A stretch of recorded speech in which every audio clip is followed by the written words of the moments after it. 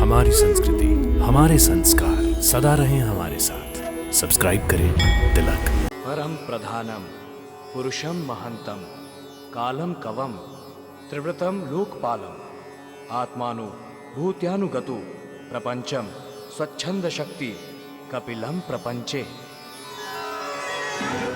हे परमात्मा, आप परब्रह्म हैं। सारी शक्तियां आपके अधीन हैं।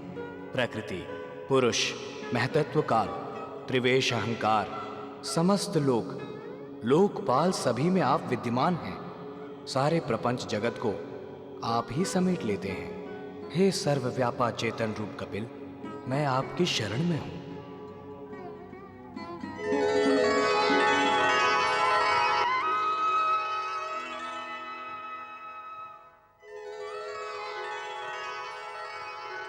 आपका प्रत्येक काकाश्री भगवान कपिल मुनि को जानते थे। तपस्या और तपस्वी की योग्यता को जानते थे वो। आपके पिता श्री असमंजस को लोग बावला कहते थे। क्या वह सत्य में बावले थे? नहीं महाराज। उसी तरह आपके 60,000 काका भी मूढ़ नहीं थे। वे श्रापित आत्मा थे और श्राप मुक्ति के लिए उन्होंने जानबूझकर कपिल मुनि की तपस्या भंग करके अपने आप को समर्पित कर दिया। पिताश्री, कहां हैं आप?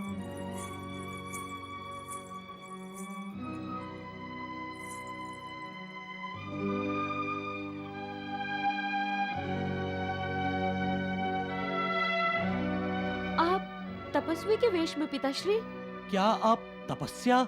इन्हें रोको पुत्र, ये तपस्या करने जा रहे हैं।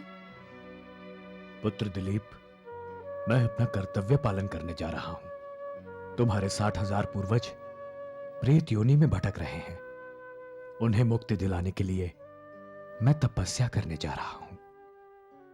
क्या तपस्या से मुक्ति मिलती है? गंगा मैया को पृथ्वी पर लाने के लिए तपस्या करनी है। अर्थात गंगा मैया पृथ्वीलोक पर अवतरित होंगी, तब हमारे पूर्वजों का उद्धार होगा।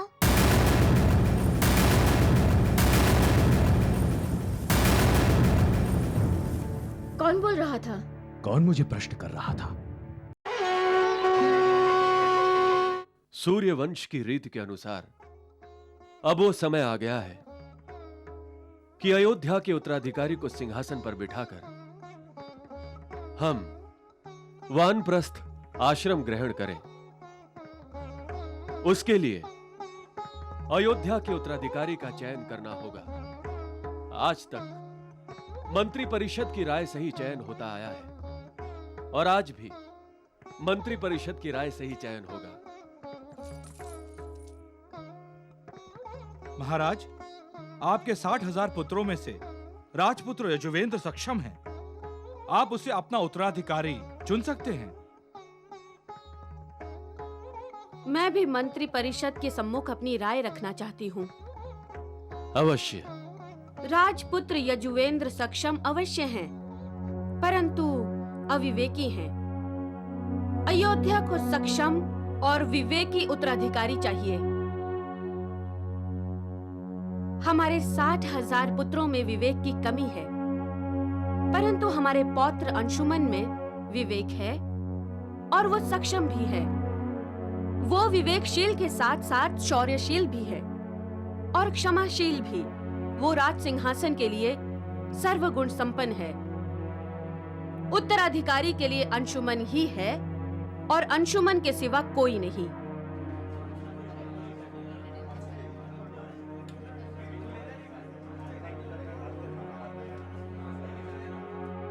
आप क्या समझते हैं? मेरी चुप्पी में मेरी हाँ छुपी है? नहीं महाराज, ये तो मेरा संयम था जो मैंने सगर पुत्रों के सामने आपको कुछ नहीं कहा। आपने उन्हें मत पिलाया जो कोई भी माता पिता नहीं करेंगे। आप तो उनके माता मोह है। यही नहीं, आपने तो स्पष्ट शब्दों में उन्हें राज सिंहासन के लिए अंशुमन के विरुद्ध कर दिया। आप क्यों राजवंश में कलह करवाने की सोच रहे हैं? महारानी सौमित्रा, आप जानती हैं, मेरा स्वप्न है अयोध्या पर समस्तीपुर का ध्वज लहराना। और अपने उस स्वप्न को पूरा करने के लिए मेरा कोई भी कर्म जो आपको कुकर्म लगे वो मेरे लिए मेरा सत्कर्म है और मेरा उद्देश्य भी, जिसकी पूर्ति के लिए मुझे 60,000 सगर पुत्रों का साथ मिल रहा है। एक बार हमारे 60,000 नाती अयोध्या के सिंहासन पर बैठ जाएं, बस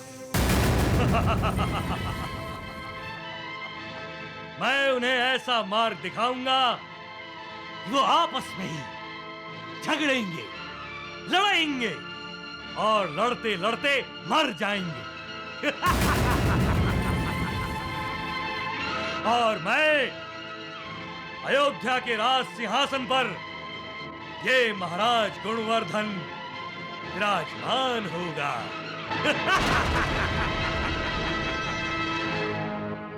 प्रणाम राजपुत्रों। ये तो अयोध्या का संदेशवाहक है। अयोध्या में सब कुशल तो है?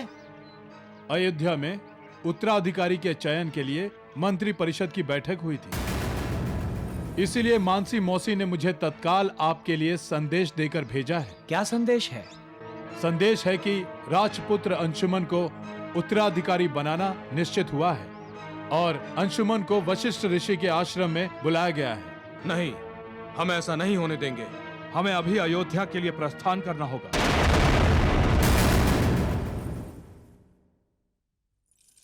प्रणाम पितामह। आयुष्मान भव। क्या बात है पितामह, आपने मुझे अचानक आश्रम से क्यों बुला लिया? पुत्र अंशुमन, हमने तुम्हें अयोध्या का उत्तराधिकारी बनाने का निर्णय ले लिया है।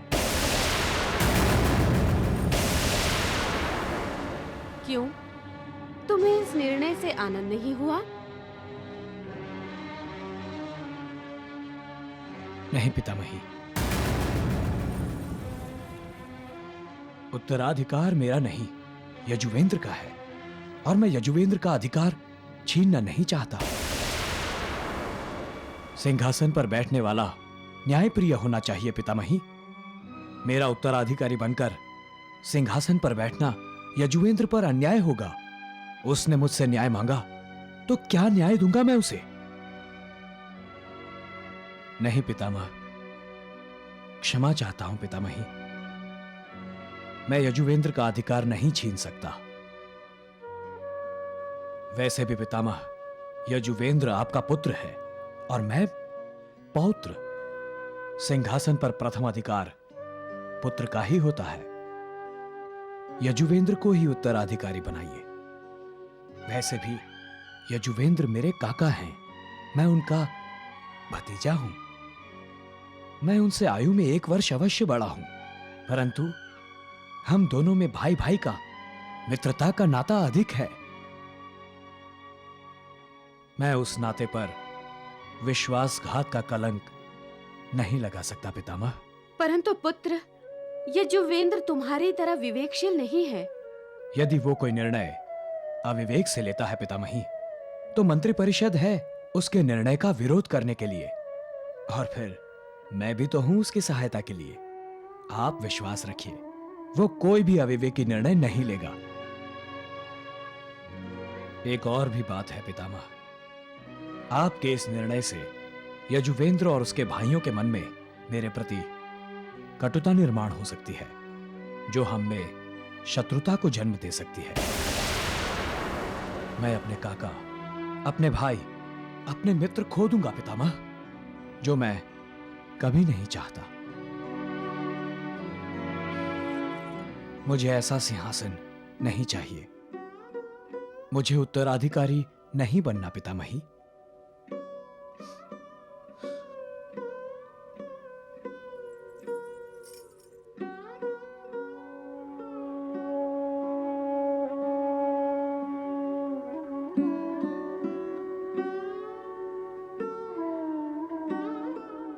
हमें तुम पर गर्व है अंशुमन। जैसा तुम चाहते हो वैसा ही होगा। अयोध्या का उत्तराधिकारी राजपुत्र यजुवेंद्र ही होगा। मैं अनुग्रहित हुआ पितामही।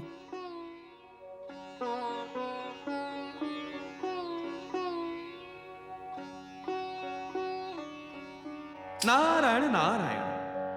मैया, ये कैसी विडंबना है।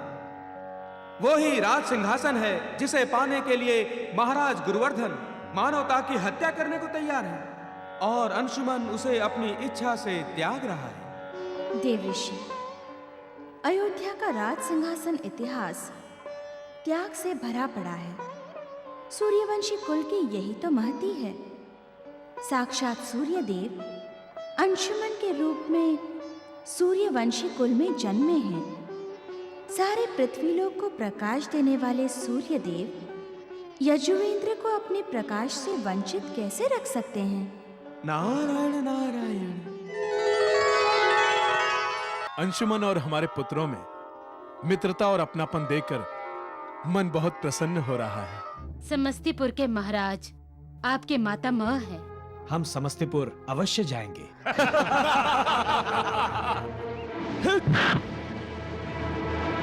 सगर पुत्रों का ये दुस्साहस देखकर तो मैं भी भयग्रस्त हो गया हूँ। मृत सर्प डाला है न मेरे गले में, तुम सबको काल सर्प डसेगा, वो भी शीघ्र। हमारे पुत्रों के जो भी समाचार हमें मिल रहे हैं वो हमें कुछ और सोचने के लिए विवश कर रहे हैं महारानी। अब समय आ गया है कि तुम में से कोई सिंहासन पर बैठे। हमने तुम्हें अयोध्या का उत्तराधिकारी बनाने का निर्णय ले लिया है। आपके इस निर्णय से यजुवेंद्र और उसके भाइयों के मन में मेरे प्रति कटुता निर्माण हो सकती है, जो हम में शत्रुता को जन्म दे सकती है। मुझे ऐसा सिंहासन नहीं चाहिए। मुझे उत्तराधिकारी नहीं बनना पितामही।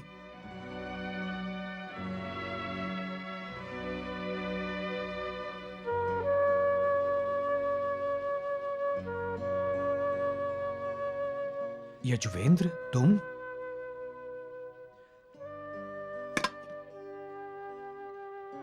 ये क्या?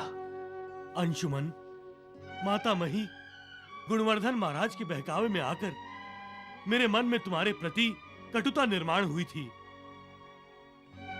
मैं अपने अपराध का दंड स्वीकार करने आया हूं। उठाओ ये गदा और मेरे सर के टुकड़े टुकड़े कर दो।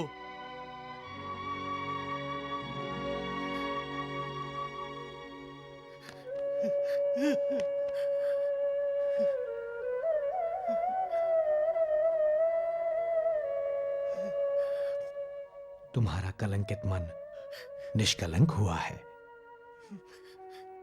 तुम्हारा प्रायश्चित ही तुम्हारे अपराध का दंड है। अब सब कुछ जो हुआ है उसे मन से निकाल दो। शीघ्र ही तुम्हें युवराज अभिषिक्त किया जाएगा।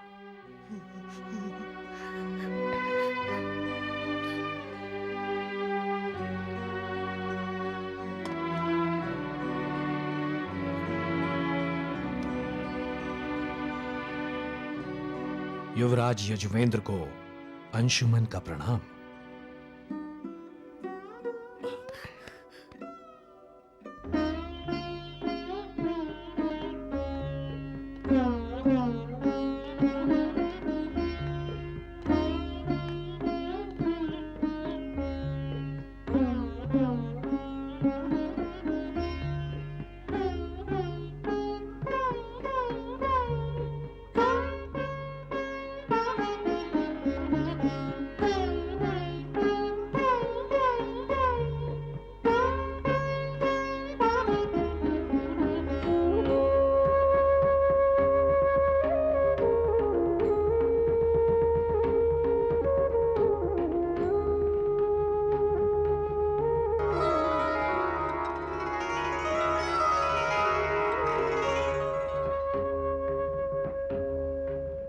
शुभम भवतु।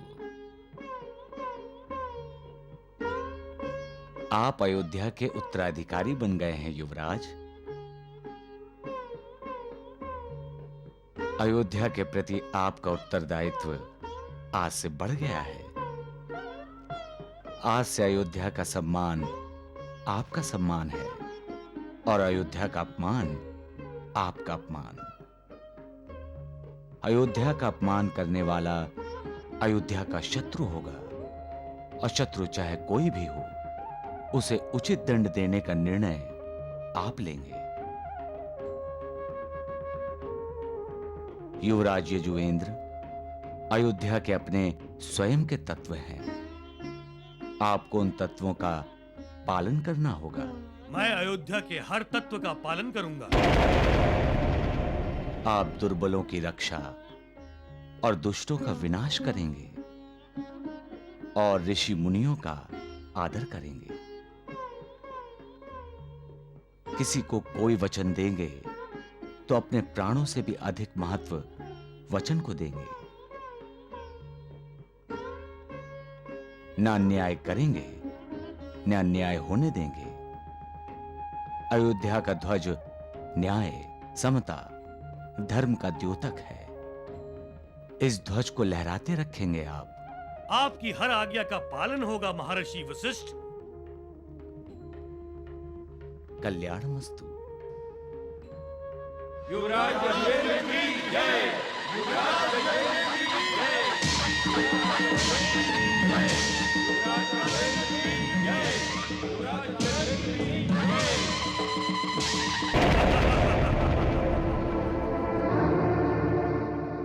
यजुवेंद्र अयोध्या का युवराज बन ही गया। मेरी राजनीति सफल हो गई। अब शीघ्र अतिशीघ्र युवराज को अयोध्या के सिंहासन पर बिठाना होगा। अयोध्या पर मेरा आधिपत्य होने के लिए यह आवश्यक है। महारानी सौमित्रा, आपका पति अयोध्या का महाराज होगा। ये मुझे स्पष्ट दिखाई दे रहा है। दिन में स्वप्न नहीं देखने चाहिए स्वामी। स्वप्न नहीं महारानी, ये प्रत्यक्ष होने जा रहा है। यजुवेंद्र को युवराज बनाने का अर्थ समझती हैं आप? अयोध्या नरेश सगर अब वानप्रस्थ आश्रम के लिए प्रस्थान करने जा रहे हैं। महर्षि वशिष्ठ, अब आप हमें वानप्रस्थ आश्रम ग्रहण करने की अनुमति दीजिए।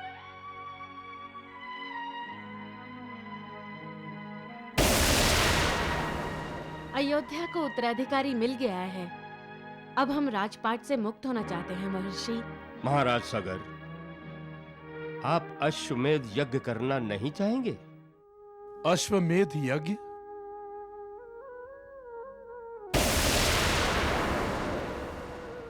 उस यज्ञ से आप पुण्यों का संचय करेंगे महाराज। सफल अश्वमेध यज्ञ आपको सिंधु स्वामी, वरुण देव के समान बलिष्ठ, कुबेर के समान निधिपति और इंद्र के समान तेजस्वी और पराक्रमी बना देगा।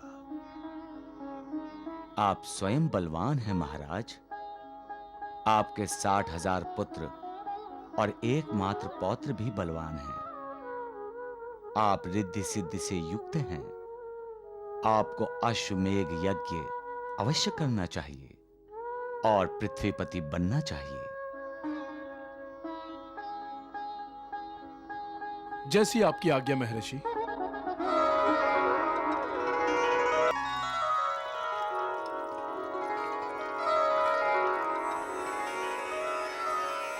त्वं सूर्यं जगत्कर्तारं महातेजः प्रदीपनम् महापाप हरम देवम त्वं सूर्यं प्रणमाम्यहम्।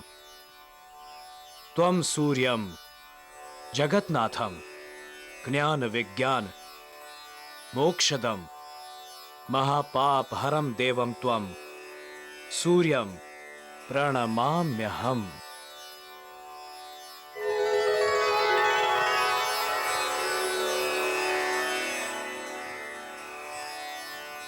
शुभम भवम। हे सूर्यदेव, आप हमारे कुल पुरुष होते हुए भी अयोध्या और सूर्यवंशियों पर अशुभ की छाया कैसे पड़ सकती है? ये काल चक्र की महिमा है वत्स। हर किसी को अपने कर्मों के भोग भुगतने ही पड़ते। मुझे आपका मार्गदर्शन चाहिए भगवान। आप जानते हैं अश्वमेघ का अश्व कहीं नहीं मिल रहा है। महाराज ने उसे ढूंढने के लिए मुझे आज्ञा दी है। हमारा कोई भी सैनिक, कोई भी गुप्तचर अश्व को ढूंढने में सफल नहीं हुआ। आपका मुझ पर अनुग्रह हो जाए तो मैं अश्व को खोज लाऊंगा। वत्स अंशुमन, मैं अवश्य तुम्हारा मार्गदर्शन करूंगा। मैं धन्य हुआ प्रभु, मैं धन्य हुआ।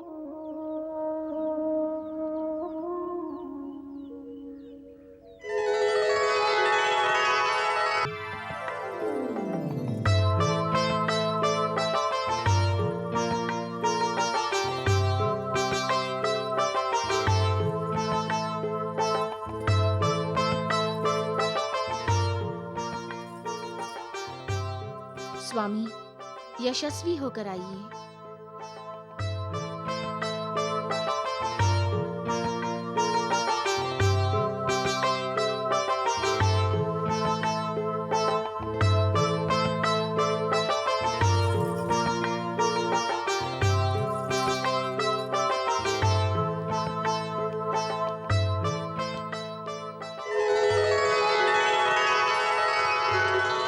राजकुमार अंशुमन की जय, राजकुमार अंशुमन की जय, राजकुमार अंशुमन की जय।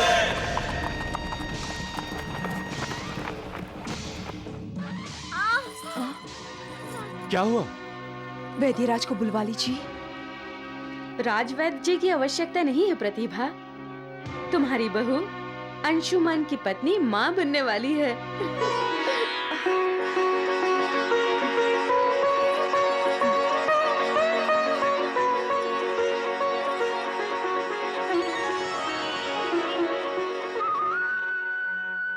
पता नहीं मैं दुविधा में क्यों हूं। पुत्रों के विनाश का दुख मनाओ या प्रपौत्र के आगमन के आहट की खुशियां मनाओ।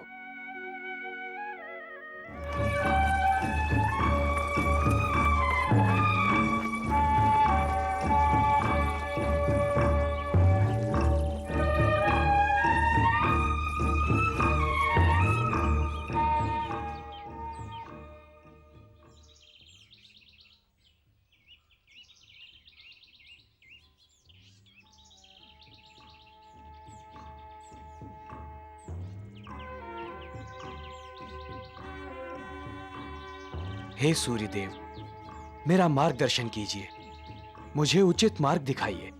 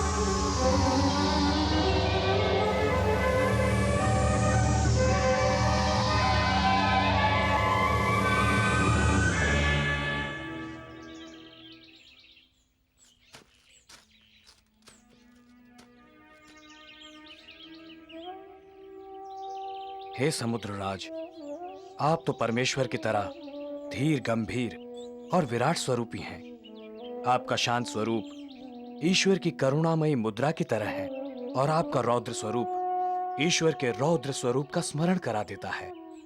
सूर्यवंशी कुल के सम्राट चक्रवर्ती महाराज सगर का ये पौत्र अंशुमान आपको प्रणाम करता है।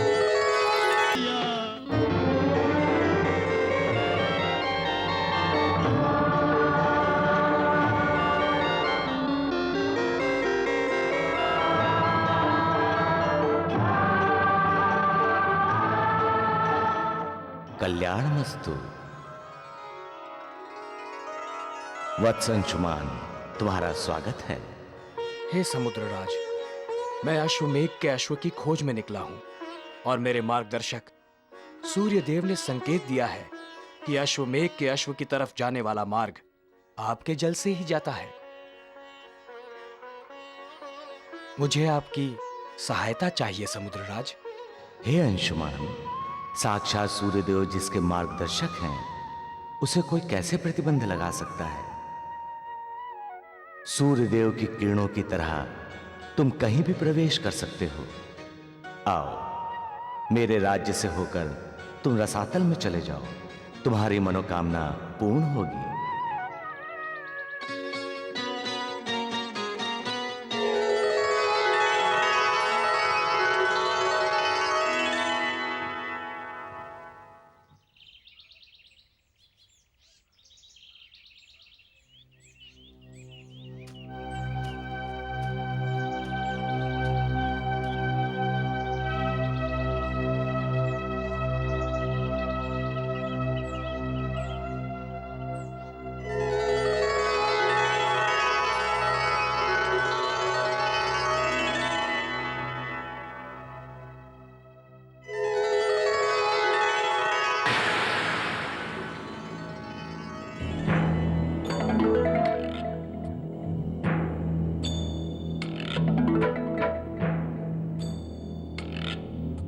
नारायण नारायण नारायण।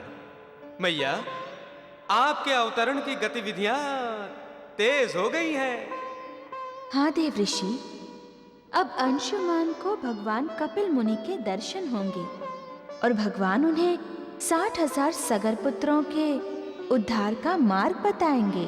और वो मार्ग होगा आपका स्वर्गलोक से पृथ्वीलोक पर अवतरण।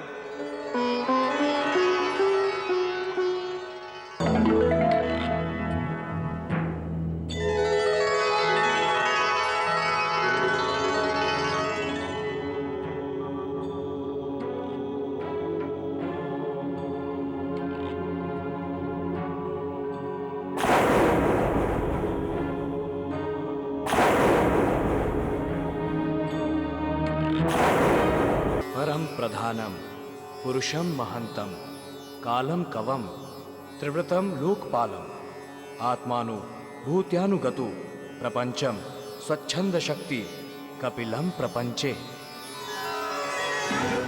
हे परमात्मा, आप परब्रह्म हैं। सारी शक्तियां आपके अधीन हैं। प्रकृति, पुरुष, महतत्व काल, त्रिवेश अहंकार, समस्त लोक, लोकपाल सभी में आप विद्यमान हैं। सारे प्रपंच जगत को आप ही समेट लेते हैं। हे सर्वव्यापा चेतन रूप कपिल, मैं आपकी शरण में हूं।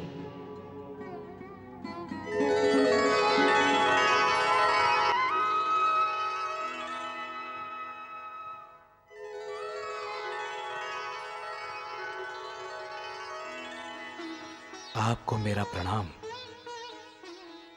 आयुष्मान भव। भगवान कपिल, मैं चक्रवर्ती सम्राट महाराज सगर का पौत्र हूं, अंशुमान। मुझे अपने जन्म की कहानी बताई गई है, इसलिए मैं जानता हूं कि आप ही ने सांख्य योग के तत्व से मुझे जीवन दिया है। ये शरीर निर्जीव है। आप अपनी योग साधना से इस निर्जीव शरीर में प्राण प्रतिष्ठा कीजिए। मैं भाग्यशाली हूं प्रभु, जो मुझे आपके दर्शन हुए। पुत्र अंशुमान, तुम जिस अश्व के लिए यहां आए हो वो पीछे है।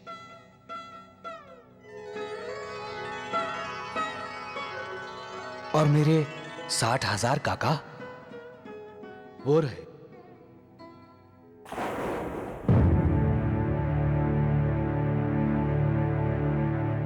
उन्होंने मेरी तपस्या भंग की और मेरे आंखें खोलते ही वो सब के सब भस्म हो गए। भस्म हो गए? पुत्र अंशुमान, कर्म गति को कोई कैसे रोक सकता है? तुम अश्व को लेकर जाओ और अश्वमेध यज्ञ की पूर्ति करो। भगवान, मेरे काकाश्रियों की स्थिति क्या है? वे प्रेत योनि में भटक रहे हैं वत्स।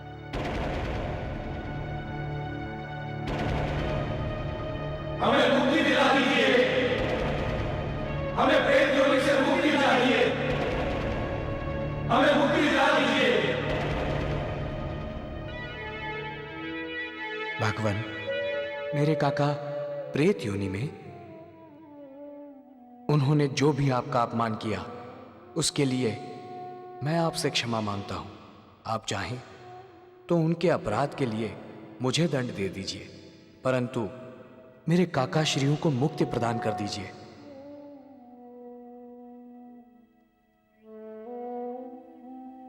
वत्स अंशुमान, मैं तुम पर प्रसन्न हूं, परंतु मैं 60,000 सगर पुत्रों को मुक्ति नहीं दे सकता।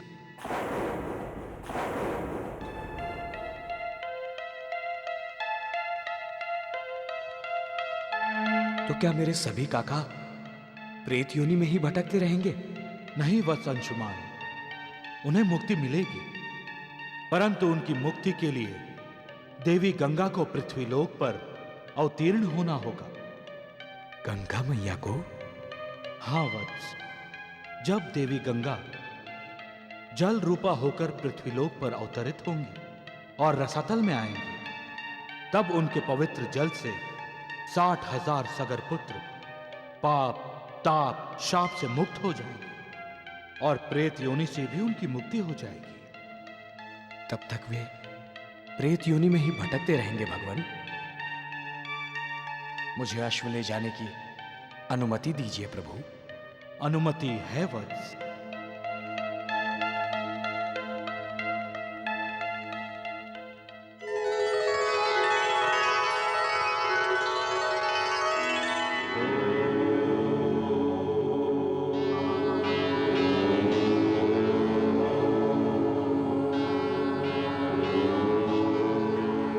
अंशुमान! अंशुमान! अंशुमान! अंशुमान! कौन पुकार रहा है? कौन पुकार रहा है मुझे? कौन है? सामने क्यों नहीं आते? हमें मुक्ति दिला दो अंशुमान, हमें मुक्ति दिला दो।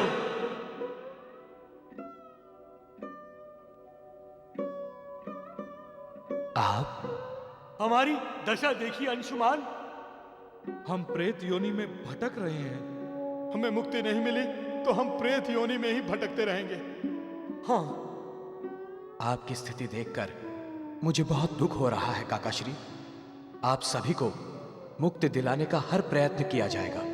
अब तुम ही हमारे तारनहार हो, हमें मुक्ति दिला दो अंशुमान। हमें मुक्ति दिला दो अंशुमान, हमें मुक्ति दिला दो।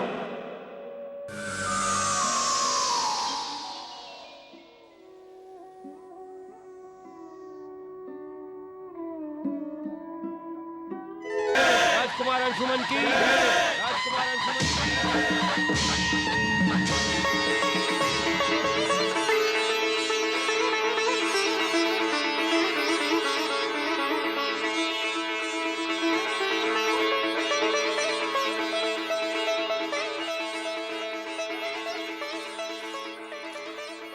सदा विजयी भव।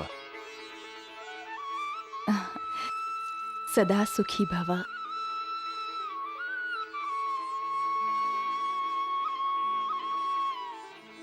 सैनिक, महर्षि वशिष्ठ और महर्षि और को समाचार दे दो कि अश्वमेध के अश्व को अंशुमन वापस ले आया है और अब वो यज्ञ पूर्ण कर सकते हैं।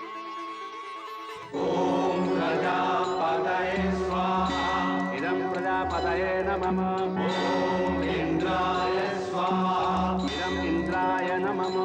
ओम अग्नये स्वाहा, इदं अग्नये नमः।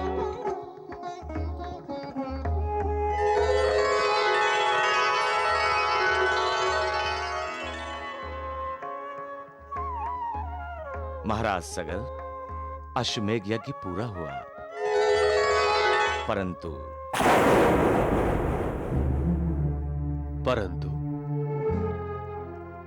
राजन, अश्वमेध का अश्व मिल जाने से यज्ञ तो पूरा होता है, परंतु उसे सफल नहीं माना जाता। अर्थात राजन, अश्वमेध का यज्ञ तब सफल माना जाएगा जब आपके 60,000 पुत्र प्रेत योनि से मुक्त होंगे, जब उनका उद्धार होगा। तब तक यज्ञ का फल और पुण्य आपको नहीं मिलेगा, न ही आपके पुत्र पौत्र प्रपौत्रों को उसका लाभ होगा। अतः भगवान कपिल मुनि ने राजकुमार अंशुमन को जो उपाय बताया है वो कीजिए। 60,000 पुत्रों के उद्धार के लिए गंगा मैया को पृथ्वी पर लाइए।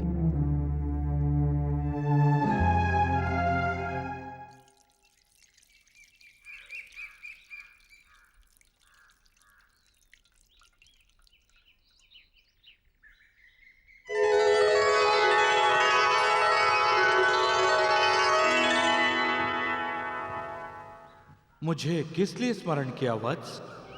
हे सूर्यदेव, आप देख रहे हैं, आप ही के कुल में अंधेरा छा रहा है। मेरे 60,000 पुत्रों का उद्धार करने के लिए भगवान कपिल मुनि ने गंगा मैया को पृथ्वी लोक पर लाने का उपाय भी बताया है। वो उपाय उचित है वत्स। गंगा देवी के केवल स्पर्श मात्र से ही तुम्हारे 60,000 पुत्र पाप, ताप, शाप से मुक्त हो जाएंगे, उनका उद्धार हो जाएगा। परंतु प्रभु, मैं गंगा देवी को पृथ्वी पर कैसे लाऊं? आप मेरा मार्गदर्शन कीजिए। पुत्र सगर, तपस्या करो। तपस्या में ही इतनी शक्ति है कि गंगा देवी को पृथ्वी पर अवतरित होना ही होगा। मैं अनुग्रहित हुआ। तुम्हारा कल्याण हो वत्स।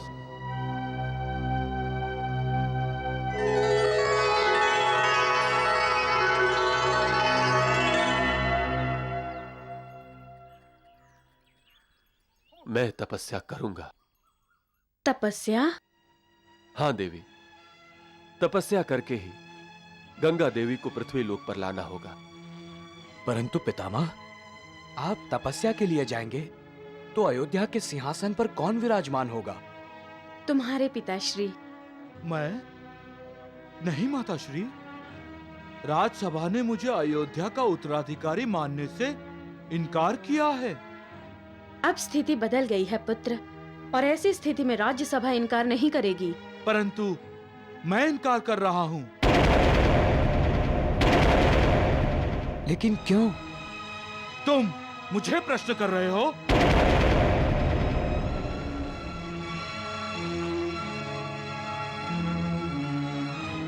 आप जानते हैं पिताश्री, मुझे राज सिंहासन में कोई रुचि नहीं है।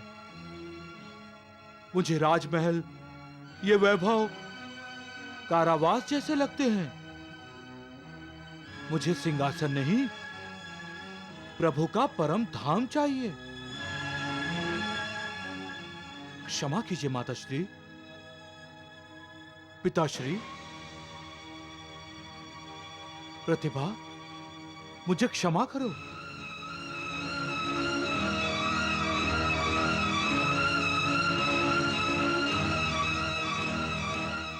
पिताश्री ने क्षमा क्यों मांगी?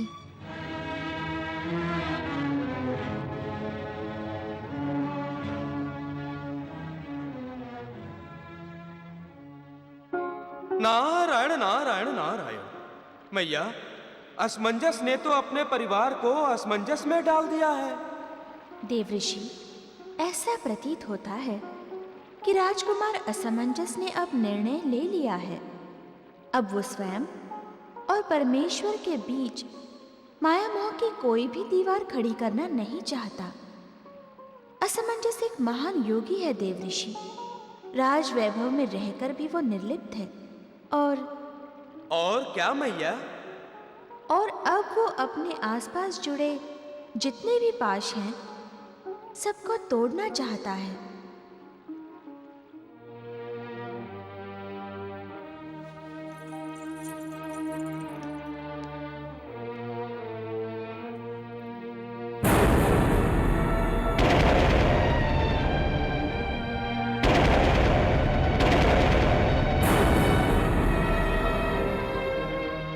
पुत्र असमंजस, ये वेश? मैंने गृहस्थ त्याग दिया है महाराज। नहीं स्वामी, आप मेरा त्याग नहीं कर सकते। कदाचित तुम्हें विस्मरण हुआ है प्रतिभा।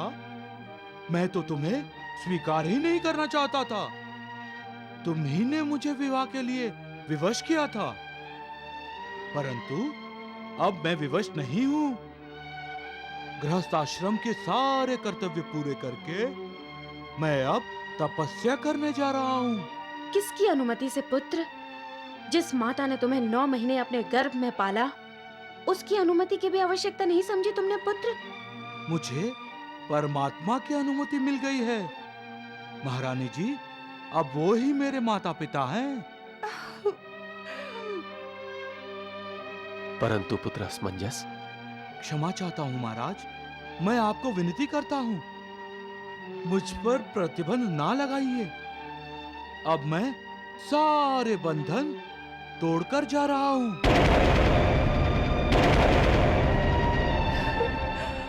आपका पौत्र होने वाला है पिताश्री महाराज। क्या आप उसके दर्शन करना नहीं चाहेंगे?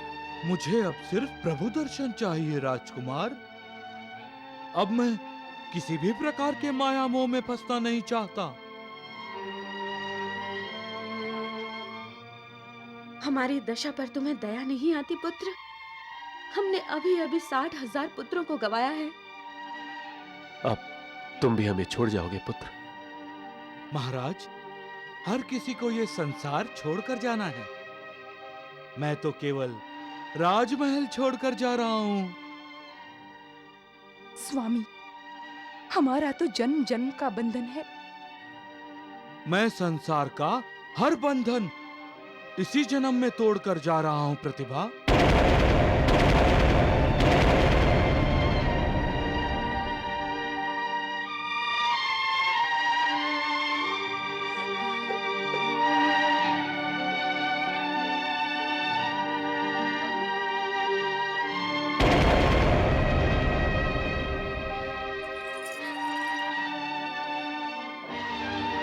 पुत्र, स्वामी। पिताश्री,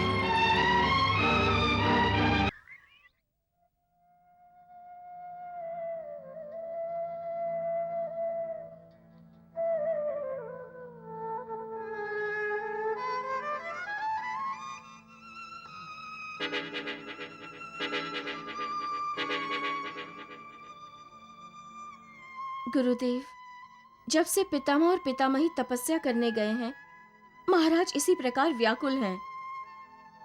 पल पल भावना के अधीन हो रहे हैं। राज्य कारोबार में भी ध्यान नहीं दे रहा।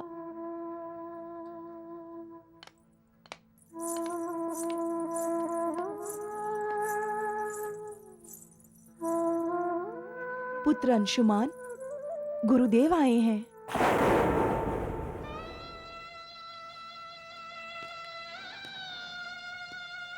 प्रणाम गुरुदेव। कल्याणमस्तु। ये कैसी दशा बनाई है राजन? कहते हैं समय बड़ा बलवान है, और ये सत्य भी है। परंतु समय समय पर अयोध्या के राजाओं ने समय पर सवार होकर समय को मात दी है, और आप समय के सामने सिर झुकाए पड़े हैं।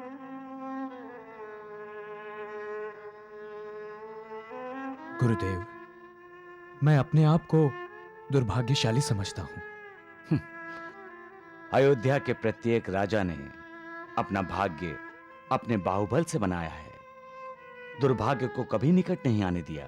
मेरे मार्गदर्शन के लिए न मेरे काका हैं, न मेरी आलोचना अथवा प्रशंसा के लिए पिताश्री, पितामह, पितामही। महाराज अंशुमान, जब महाराज सगर का राज्याभिषेक हुआ था और वो राज सिंहासन पर बैठे थे, तो उनका मार्गदर्शन करने के लिए कौन था? कौन था उनकी आलोचना अथवा प्रशंसा करने के लिए?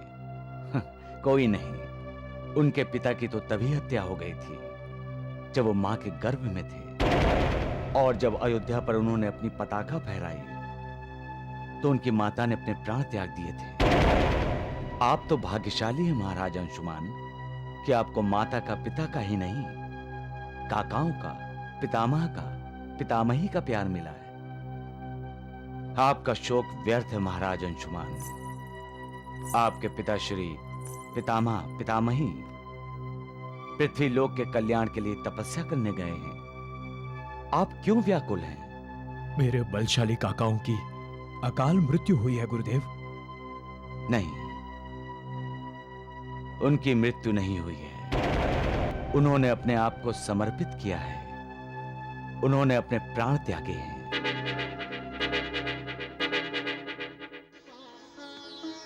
मैं उनका गुरु था। गुरु से अधिक उन्हें कौन जानता होगा? क्या आपके काका इतने मूर्ख थे जो भगवान कपिल मुनि की योग्यता से अनभिज्ञ थे?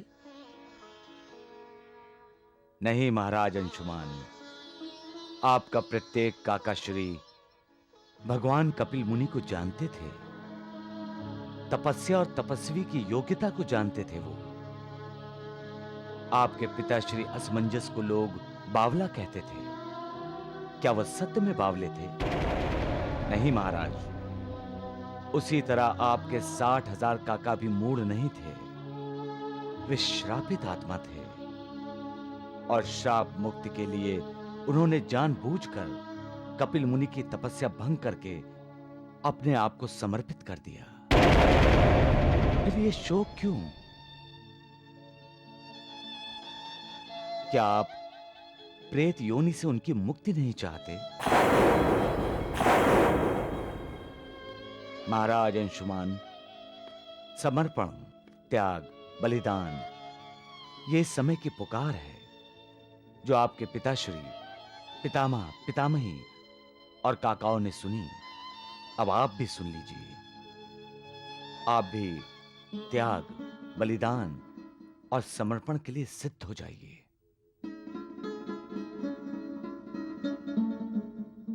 महाराज सगर, महारानी केशनी, असमंजस और आपके काकाओं को पृथ्वीवासी स्मरण करते रहेंगे। यही उनकी महानता है। और आप भी महान हैं महाराज। केवल आपको समय पर सवार होना है। होंगे ना आप? आपने मेरी आंखें खोल दी महर्षि। अब मैं व्याकुल नहीं होऊंगा, शोक नहीं मनाऊंगा। समय के अश्व पर सवार होकर समय को महत्व दूंगा। आपका और आपके साथ पृथ्वीलोक का कल्याण हो।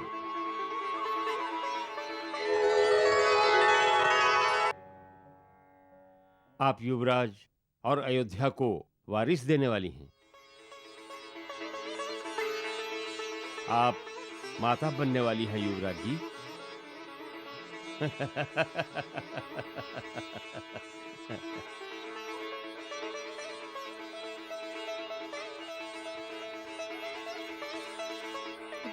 आज का दिन बहुत शुभ है अर्ची। निसंदेह आज का दिन शुभ है स्वामी, क्योंकि मुझे भी शुभ शगुन हुए हैं। अब मैं पिता बनूंगा। हमें यह शुभ समाचार पिताश्री और माताश्री को देना चाहिए। जैसे जैसे युवराज दिलीप युवक बनता जा रहा है, देवी गंगा के पृथ्वीलोक पर होने वाले अवतरण की घटिका समीप आने लगी है। आप तो जानते ही हैं, सगर और केशनी का कार्यकाल समाप्त होने आया है। हाँ महादेव, अब महाराज अंशुमान की तपस्या के लिए जाने का समय आ गया है। अंशुमान, अंशुमान।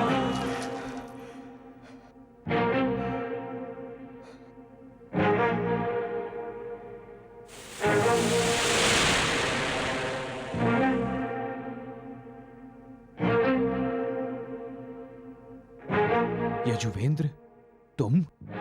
हम तुम्हें जागृत करने के लिए आए हैं। मुझे जागृत करने के लिए?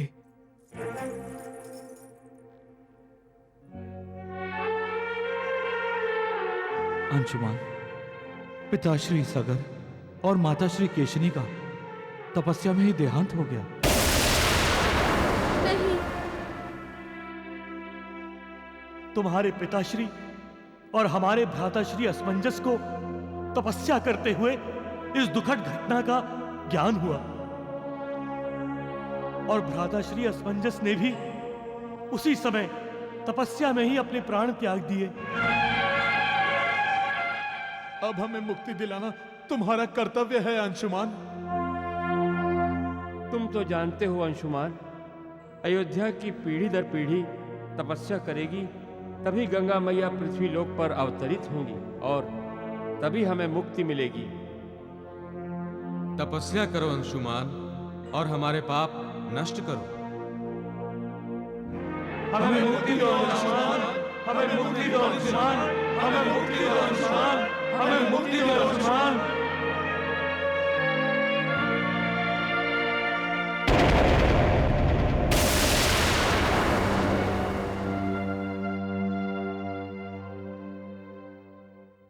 स्वामी, ये स्वप्न था या सत्य? सत्य। पितामह, पितामही और पिताश्री नहीं रहे। अब मैं अपना कर्तव्य निभाऊंगा। अर्थात? मैं तपस्या करने जाऊंगा।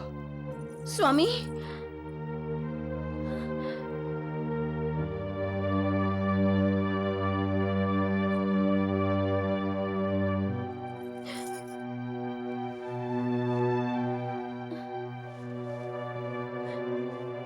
स्वामी, स्वामी, रुक जाइए स्वामी, स्वामी।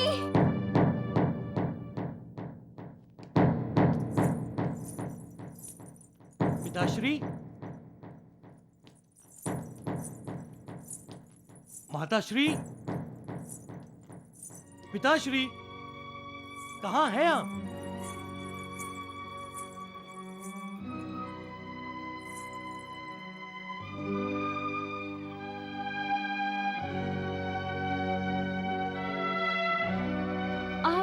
तपस्वी के वेश में पिताश्री।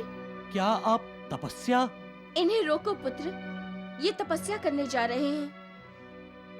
पुत्र दिलीप, मैं अपना कर्तव्य पालन करने जा रहा हूं। तुम्हारे 60,000 पूर्वज प्रेत योनि में भटक रहे हैं। उन्हें मुक्ति दिलाने के लिए मैं तपस्या करने जा रहा हूं। क्या तपस्या से मुक्ति मिलती है? गंगा मैया को पृथ्वी पर लाने के लिए तपस्या करनी है। अर्थात गंगा मैया पृथ्वीलोक पर अवतरित होंगी, तब हमारे पूर्वजों का उद्धार होगा।